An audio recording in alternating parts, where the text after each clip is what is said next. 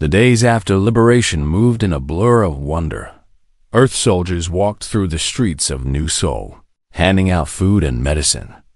Doctors from the fleet set up hospitals in every building. Engineers worked on the broken machines. Scientists tested the water and the air. Everything was being fixed.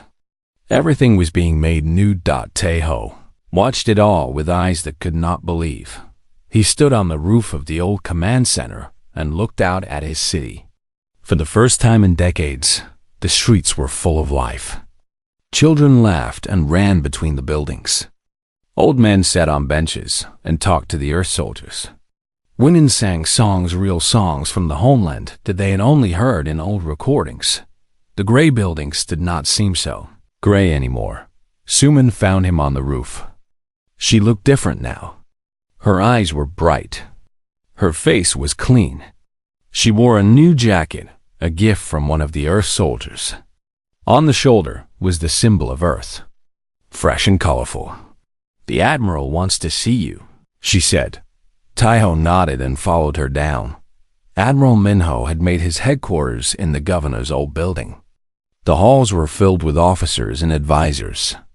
They spoke in rapid voices, making plans and giving orders. The work of rebuilding had already begun. Minho was waiting in the main office. He stood at the window, looking out at the city. When Taeho entered, he turned and smiled. "Commander," he said, "please sit down." Taeho sat in the same chair where he once listened to Governor Yuna announce the end of Earth. The memory felt distant now, like something from another life. "I wanted to thank you personally," Minho said. "Your signal saved this colony. If you had not reached out that night, we would have arrived 4 days later. The Veth would have taken everyone. There would be nothing left to save." Taeho shook his head. "I almost did not send it. I almost gave up. Governor Yuna, she told us Earth was dead. She burned the flag. She told us to forget. And yet you did not forget." "No." Minho walked to the desk and sat across from him. Between them was the same glass model of Earth that Governor Yuna once kept. It was cracked now, damaged in the fighting, but it was still beautiful. "Tell me about her," Minho said. "The governor." Taeho was silent for a moment. He thought about Yuna, her strength, her fear, her final act of defiance. "She was a good leader," he said finally. "She made hard choices. She believed she was protecting her people. But in the end, she lost hope. She could not believe anymore. And you could? Not always. There were nights when I doubted everything, when I thought we truly were abandoned. But every morning, I looked at the sky and told myself, maybe today the ships will come." Minho nodded slowly. "That is the difference between us and the Veth, between humans and every other species we have encountered in the galaxy. We do not stop believing. We do not stop hoping. Even when all logic says we should give up, we hold on." He leaned forward. "The Veth Empire is vast, Commander. They control 40 star systems and billions of soldiers. They have been expanding for centuries. Every species they encounter either submits or dies. They thought humanity would be the same." His eyes grew hard. They were wrong. Taeho thought about the battle he witnessed. The Veth fleet had seemed so powerful, so unstoppable. But the Earth ships destroyed them in hours. "How did you do it?" he asked. "The Veth are so strong. How did you defeat them so quickly?" Minho smiled. It was not a happy smile. "We spent 73 years preparing," he said. "When we lost contact with Kara 5, we knew something was wrong. We did not know what. For decades, we sent scout ships and repair crews. Many of them never returned. We thought it was just distance and bad luck. But then we found the truth." He stood and walked to a screen on the wall. He touched it, and an image appeared, a map of the galaxy. Earth was a small blue dot in one corner. Kara 5 was a tiny red marker on the other side. And between them, spreading like a dark stain, was the territory of the Veth Empire. They were blocking our signals, Minho explained. They were hunting our scouts. They knew we had colonies out here. They knew we would come looking eventually. So they prepared to meet us. But you won, Taiho said. Yes, because we prepared too. Minho touched the screen again. The image changed. Now it showed Earth, but not the Earth Taiho knew from old pictures. This Earth was surrounded by space stations and shipyards. Massive fleets orbited the planet. The moon was covered in cities and factories. For 73 years we built, Minho said. We built ships. We built weapons. We trained soldiers. We united every nation on Earth under one government. We turned our entire civilization into a military machine. All because we knew that our children were in danger. Taiho stared at the image. He could not imagine the effort, the sacrifice. Billions of people working for decades to save a colony of 12,000. Why? He whispered. We are so few. Why would you do all this for us? Minho turned to face him. His eyes were soft now. Because you are human, he said simply. Because you are ours. Because the day we abandon our own people is the day we stop being human. That is why we built the fleet. That is why we came. And that is why we will never stop coming. He walked back to the desk and sat down. There is something else you should know, Commander. The Veth we destroyed here, they were just a small force. The main empire is still out there. They will learn what happened. They will come for revenge. Taiho felt his stomach tighten. What do we do? Minho smiled. This time, it was a real smile. We welcome them. The next morning, Taiho stood in the main square of New Seoul. The colonists had gathered again, all 12,000 of them. But this time, there was no fear. There was no despair. The square was filled with hope and light and music. Admiral Minho stood on the stage. Behind him flew a single flag, the flag of Earth, blue and green and beautiful. People of Kara 5, he announced. Today, I officially welcome you back into the United Earth Government. You are no longer a lost colony. You are part of humanity once more. Your children will study in our schools. Your sick will heal in our hospitals. Your future will be our future. The crowd cheered. But I must also warn you, Minho continued. The enemy is still out there. The Veth Empire will not forget what happened here. They will come again. When they do, we will need every hand, every heart, every soul. We will need you to stand with us not as colonists, but as soldiers of Earth. The cheering grew louder. Man Ho raised his hand. Silence fell. The universe is vast and dark, he said. It is filled with dangers we cannot imagine. But there is one thing our enemies do not understand about humanity. One thing they will learn too late. He paused. His voice rose. We never give up. We never surrender. And we never ever abandon our own. The crowd exploded. Voices filled the air. People hugged and cried and danced. The music played and the children laughed, and for the first time in 73 years, the people of Kira 5 were truly free. Taiho stood at the edge of the crowd and watched. He thought about everyone who had come before him, his grandmother, his parents, Governor Yuna, all the thousands who died waiting for this day. They were gone, but their spirit remained. Their hope had been passed down through generations, kept alive even in the darkest times. And now, that hope had been answered. Suman appeared beside him. She was smiling, really smiling, for the first time he could remember. What happens now? She asked. Taiho looked up at the sky. The Earth fleet still hung there, their ships glowing in the sunlight. Beyond them, far in the darkness, the Veth Empire waited. There would be more battles, more sacrifice, more pain, But there would also be something else. Victory.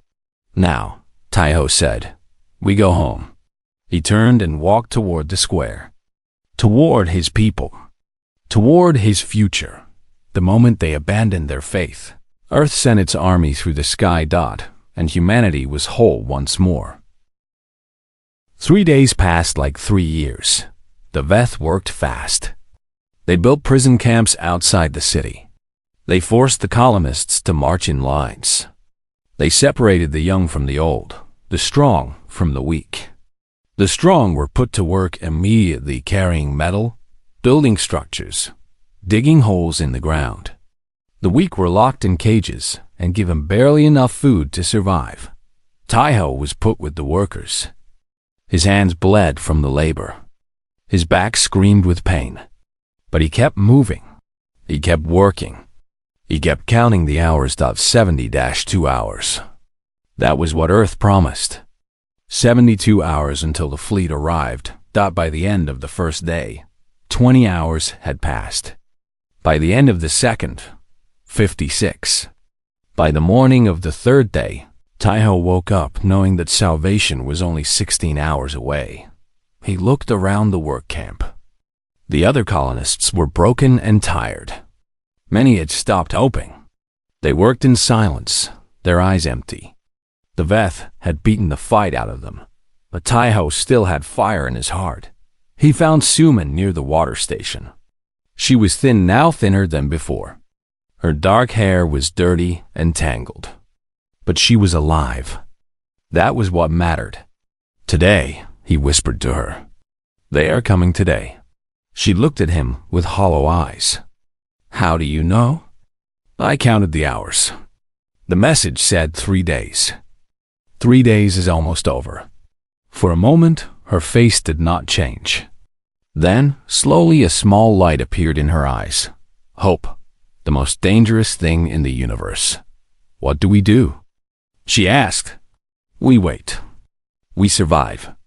And when they come, we fight. The day moved slowly. The sun crossed the sky. The Veth guards watched their prisoners with coal black eyes. They did not suspect anything. Why would they? They were the masters here. They had crushed all resistance. They believed themselves safe. That was their first mistake. The second mistake came in the afternoon. The Veth commander ordered a gathering. All prisoners were brought to the main square, the same square where Governor Yuna died. The Veth wanted to make an announcement. Listen, creatures, the commander said. His voice was loud and ugly. We have received word from our empire. More ships are coming. Within one moon cycle, this planet will be fully absorbed into Veth territory. You will be relocated to mining worlds.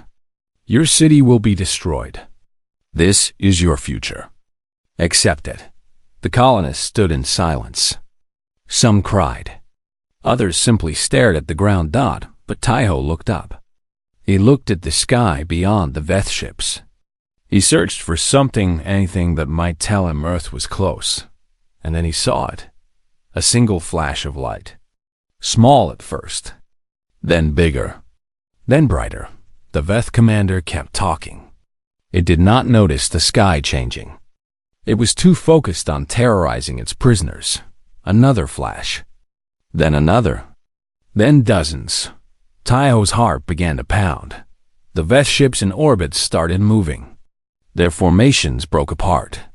Alarm signals echoed across the city. The guards looked confused. They raised their weapons, but they did not know where to point them. Then the sky split open. It was the most beautiful thing Taiho had ever seen. 10,000 ships tore through the atmosphere. They were massive, each one bigger than any Veth vessel. They burned white and gold as they entered the sky, leaving trails of fire behind them. They flew in perfect formation, covering the sun and filling the world with light. The voice came next. It boomed across every frequency, drowning out the Veth signals. This is Admiral Minho of the United Earth Defense Fleet. Kara 5 Colony, hold your position. We are here. Repeat, we are here. Taiho fell to his knees. Tears poured down his face. Around him, other colonists were crying too. They pointed at the sky. They screamed. They laughed. They hugged each other. The Veth commander screamed orders at its soldiers. Attack! Attack them! Destroy the human ships! The Veth vessels tried to fight. They fired their weapons at the Earth fleet. Blue beams shot across the sky like lightning. The Earth ships did not slow down. They fired back. Taiho had never seen such power. The Earth weapons were not blue. They were gold, pure golden light that burned through everything it touched. The first Veth ship exploded in seconds. Then the second. Then 10 more. Then 100. The sky became a battlefield. Fire and light danced above the city. The sound was deafening. The ground shook with every explosion dot. The Veth guards on the ground began to panic. Some fired at the sky. Others tried to run to their ships. But it was too late.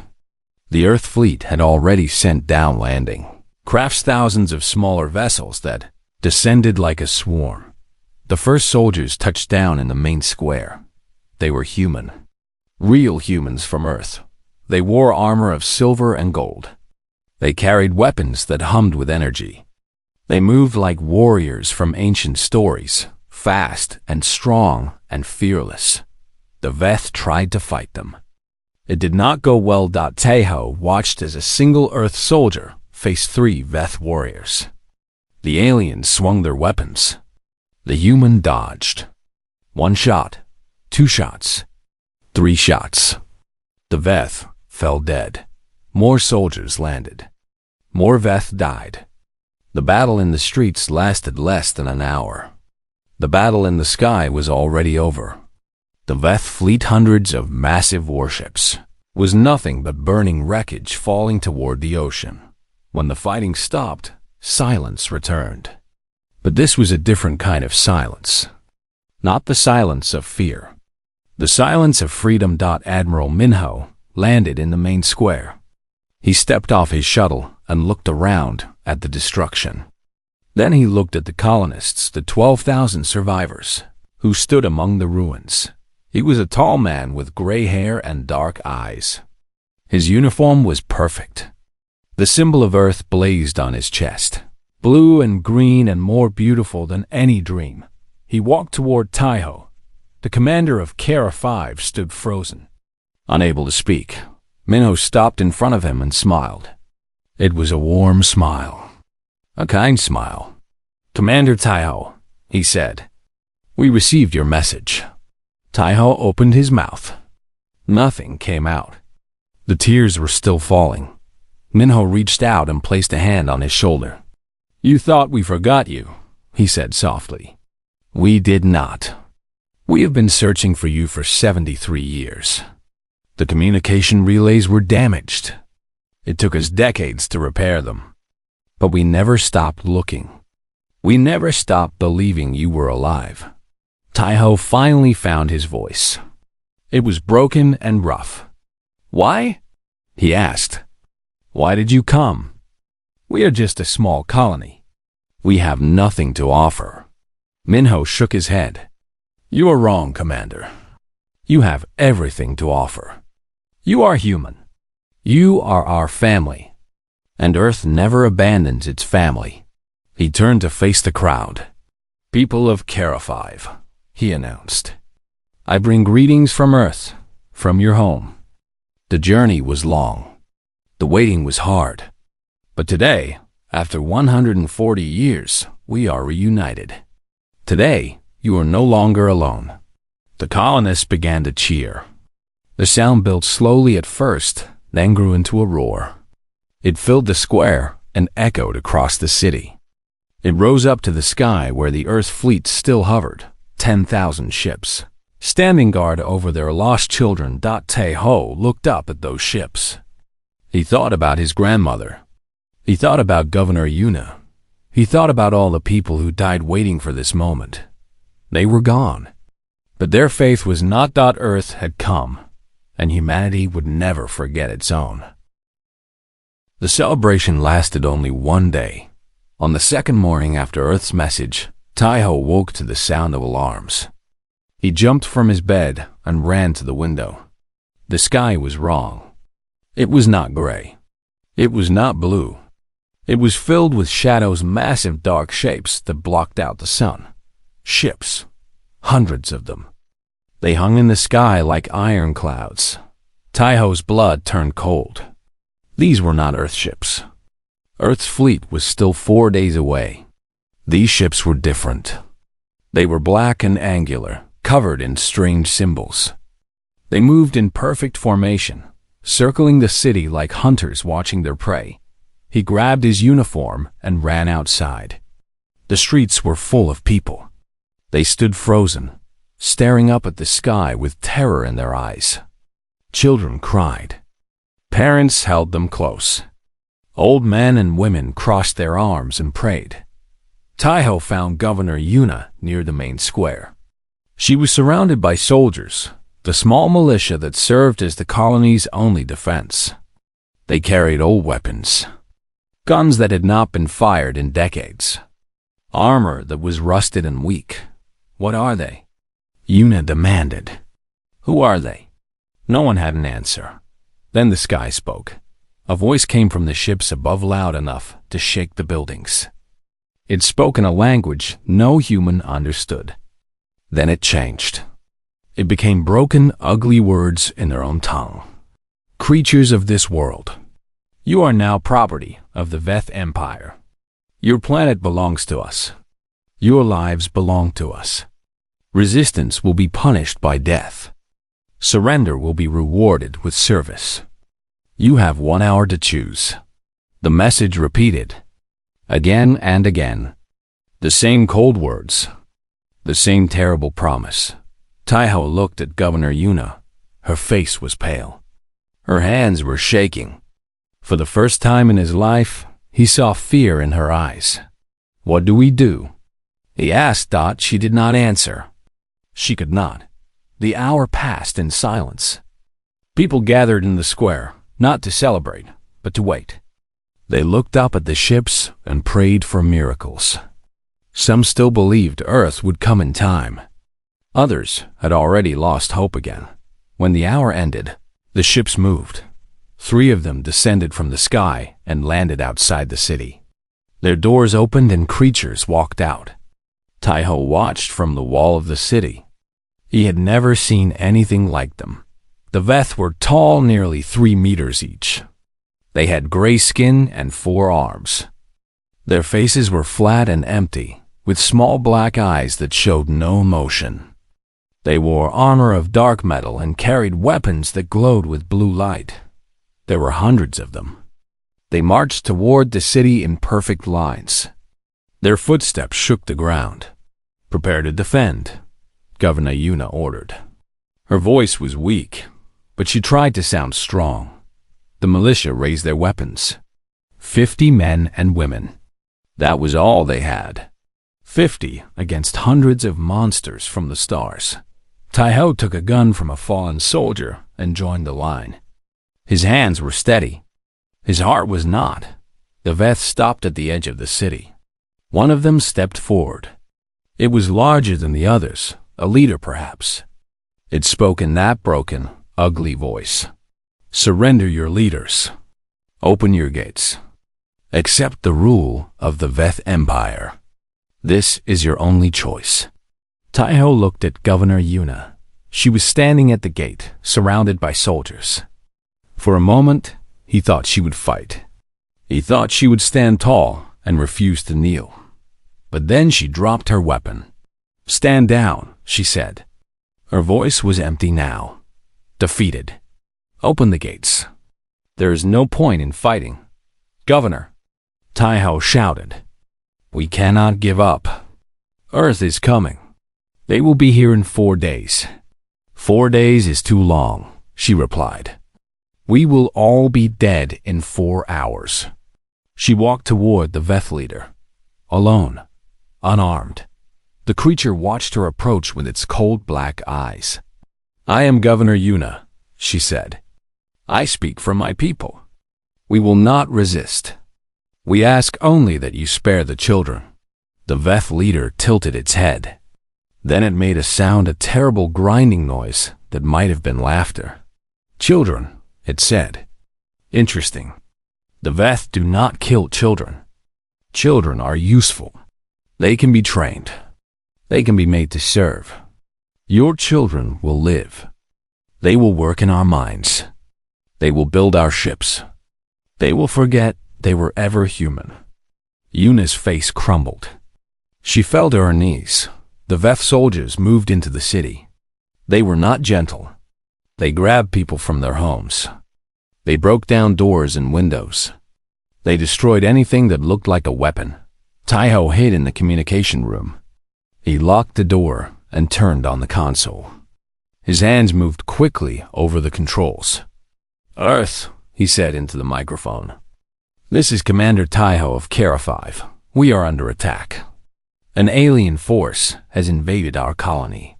They call themselves the Veth Empire. We cannot hold them. Please. Please come faster. Please save us. He sent the message. Then he waited. The response came within minutes. A single line of text. Message received. Fleet accelerating. New arrival time. 3 days. Hold on. Fight. We are coming. 3 days. Still too long. Taiho heard footsteps outside the door. Heavy footsteps. The Veth had found him. The door exploded inward. 2 Veth soldiers stood in the opening. Their weapons pointed at his chest. Human, one said. You are hiding. Hiding is forbidden. You will be punished. They grabbed him and dragged him into the street. All around, other colonists were being herded into groups. Families were separated. Children screamed for their parents. Parents fought and died. The Veth did not kill everyone. They were smart. They knew that dead workers were useless.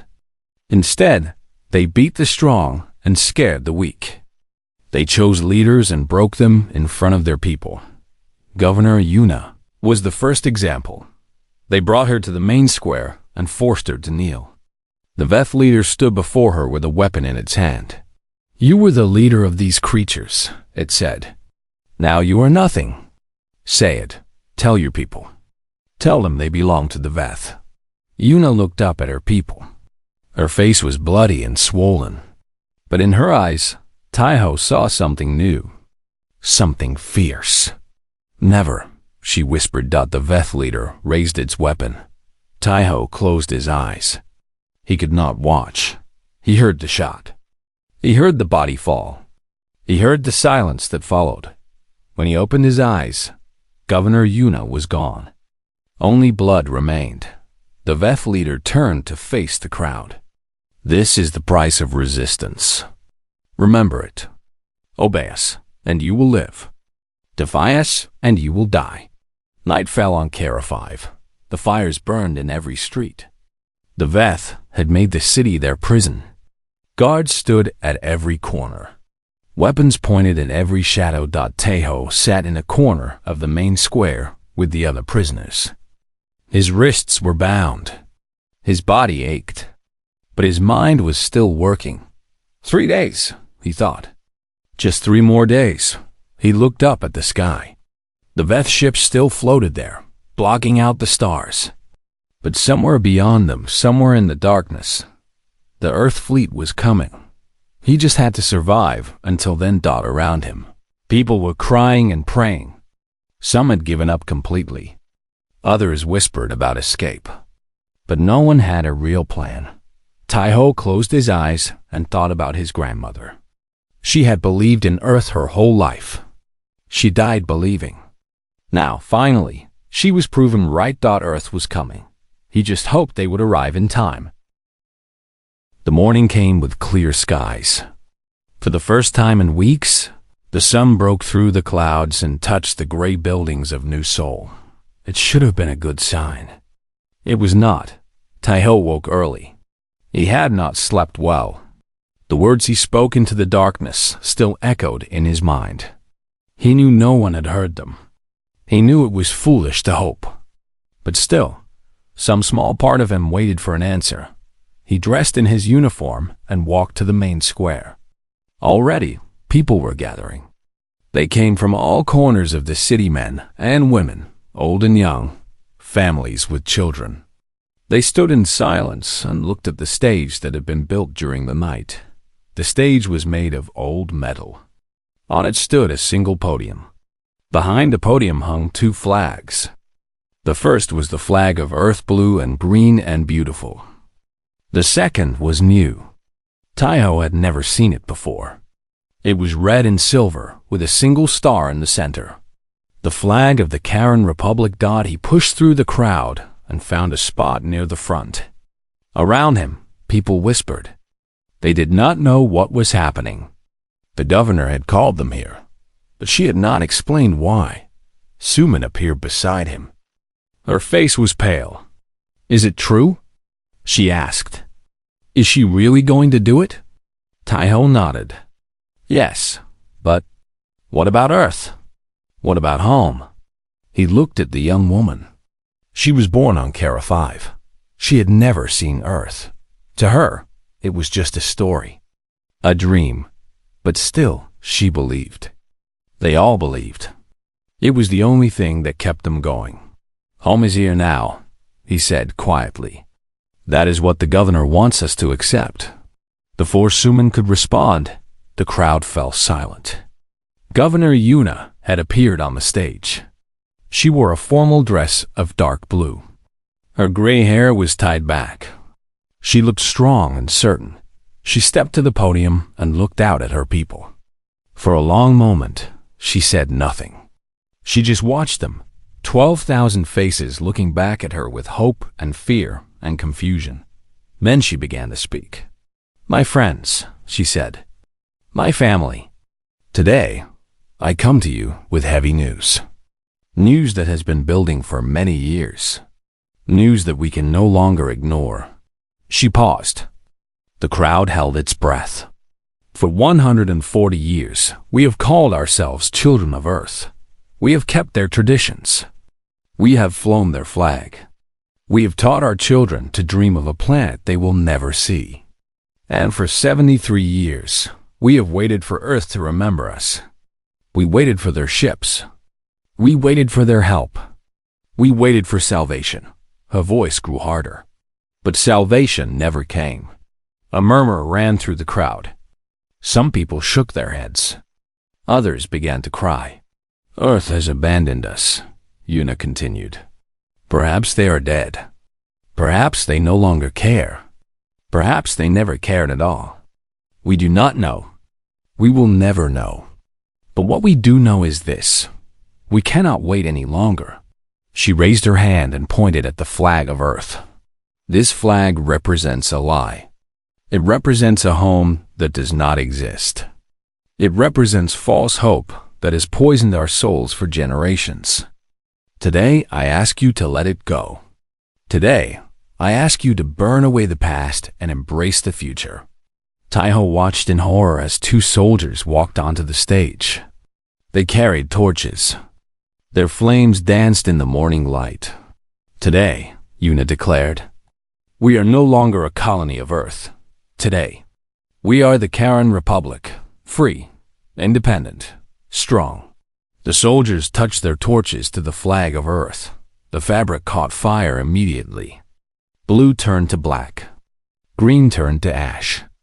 Within seconds, the most beautiful symbol in human history was nothing but smoke and memory. The crowd did not cheer. They did not cry. They just stood in silence and watched the flames. Taiho felt something break inside him. It was not anger. It was not sadness. It was something deeper. Something that had been holding him together for his entire life. Faith. That he had lost his faith. Around him, others were losing theirs too. He could see it in their eyes. The old dreams were dying. The old hopes were fading away. They were truly alone now. Governor Yuna raised the new flag, the red and silver banner of the Karen Republic. "This is our symbol now," she said. This is who we are. Not children waiting for parents who will never come. We are survivors.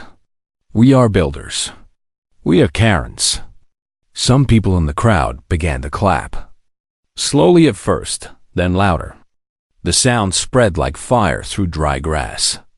Soon, the entire square was clapping, cheering, crying tears of relief. Taeho did not clap. He turned and walked away. He walked through the streets without seeing them. His feet carried him to the old communication room. He went inside and sat at the console. The machines were still on. He had forgotten to turn them off. He stared at the screen. It was empty. No messages. No signals. Nothing. You really did forget us, he whispered. You really left us to die. He reached out to turn off the power. His hand stopped. There was something on the screen. A single word, blinking in green light, received. Taeho's heart stopped. He stared at the word. It made no sense. It was impossible. He looked at the timestamp. The message had been sent from Earth, from the Central Command of the United Earth Government. It arrived 3 minutes ago, a response to his signal from the night before. With shaking hands, he opened the message. The words burned themselves into his mind. Signal received. Authentication confirmed. Colonist designation, Kara 5. Status, active. Response time, 73 years. Delay cause, long-range communication damage. Repairs complete. Fleet dispatched. Arrival, 6 standard Earth days. Message to colonists. We never forgot you. We never stopped looking. Hold on. We are coming. Taeho read the message 5 times. Then 10. Then 20.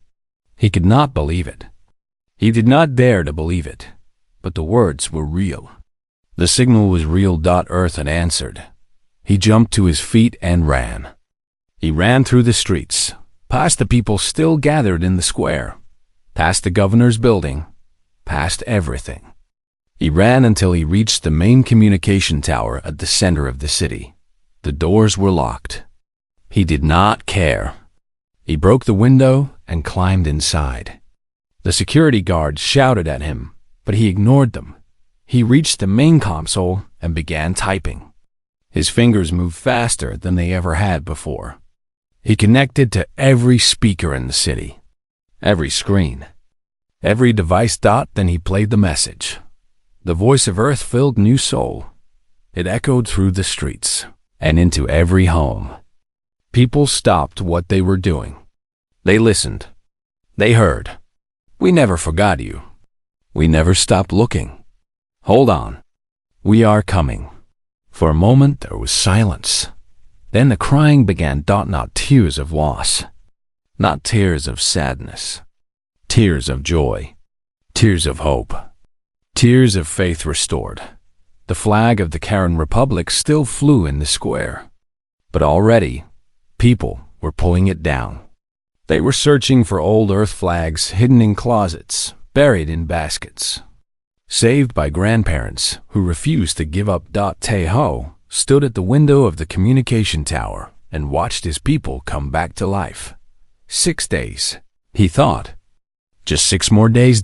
And somewhere in the depths of space, 10,000 warships moved through the darkness. They carried the full strength of Earth soldiers and scientists, doctors and engineers, weapons and medicine, hope and love. They were coming home. The rain fell on Kara 5 like it always did, heavy and gray. Commander Taeho stood at the window of the old command center and watched the water hit the glass.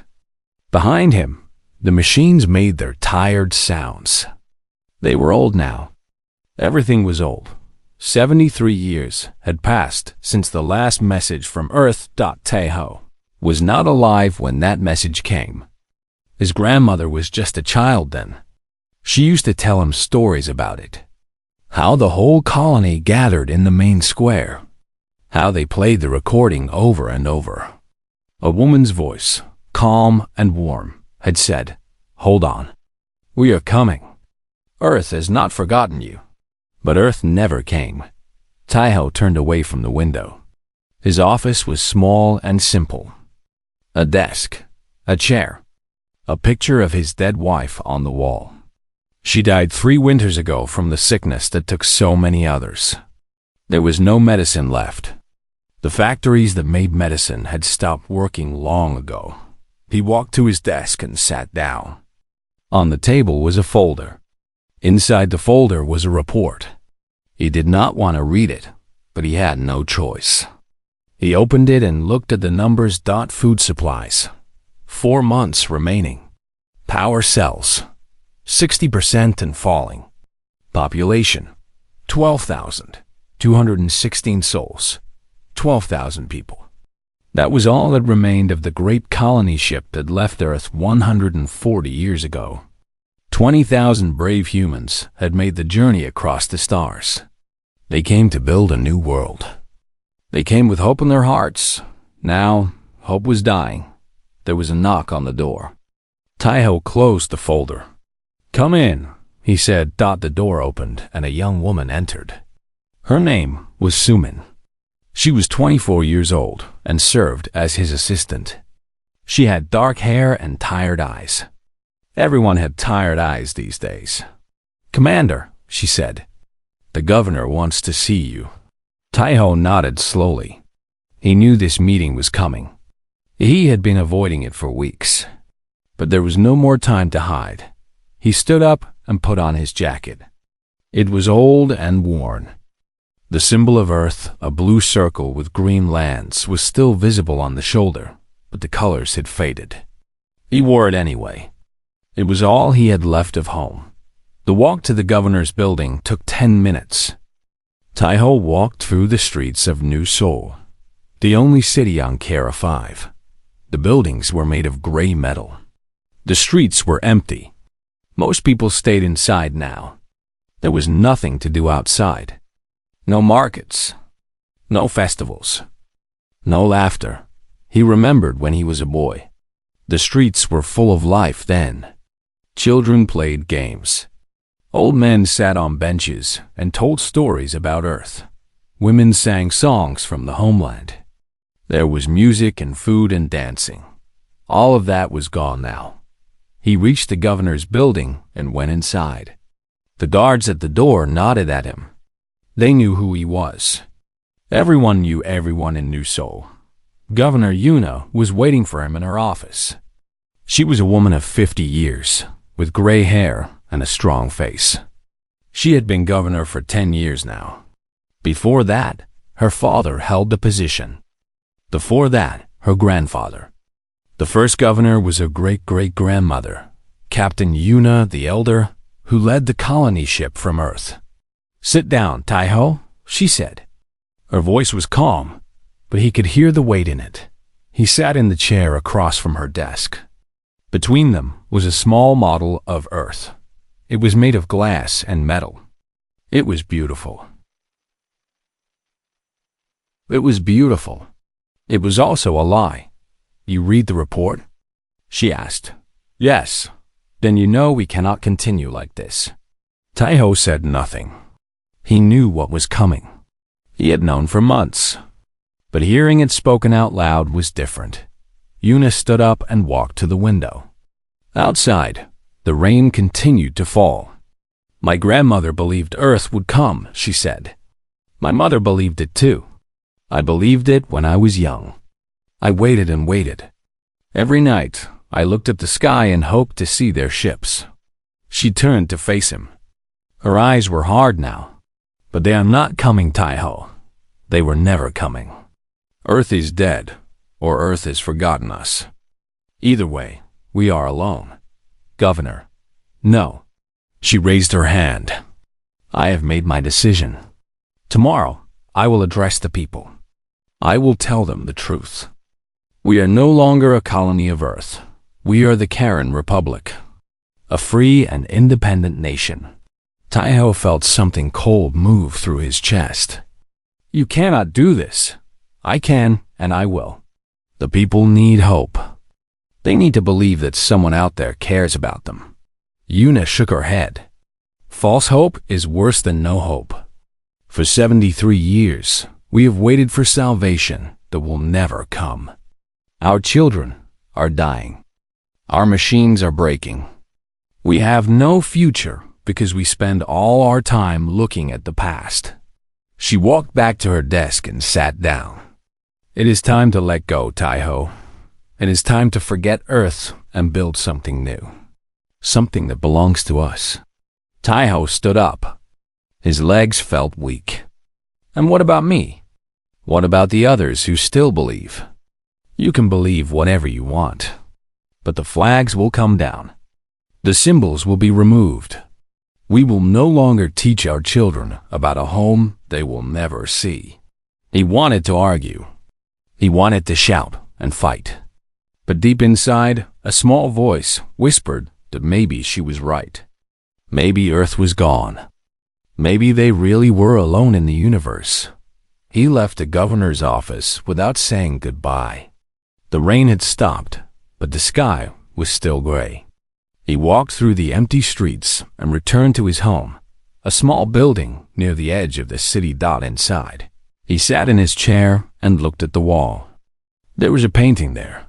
His grandmother had made it when she was young. It showed a blue planet with white clouds and green lands. Earth, the most beautiful world in the universe. He stared at the painting for a long time. Are you really gone? He whispered. Did you really forget us? The painting gave no answer. The silence was heavy and cold. That night, Taiho did something he had not done in years. He went to the old communication room. The equipment was dusty and dark. No one used it anymore. There was no point. He sat at the console and turned on the power. The machines hummed to life. He typed in the old codes, the ones his grandmother taught him. Then he spoke into the microphone. This is Commander Taiho of Kara 5. If anyone can hear this, please respond. We are still here. We are still waiting. Please, do not forget us. He waited. There was only silence. He turned off the machines and went home. Tomorrow, the governor would give her speech. Tomorrow, the flags would burn. Tomorrow, everything would change. And somewhere, far across the stars, a signal traveled through the darkness. Moving fast. Moving toward a planet that had never stopped listening.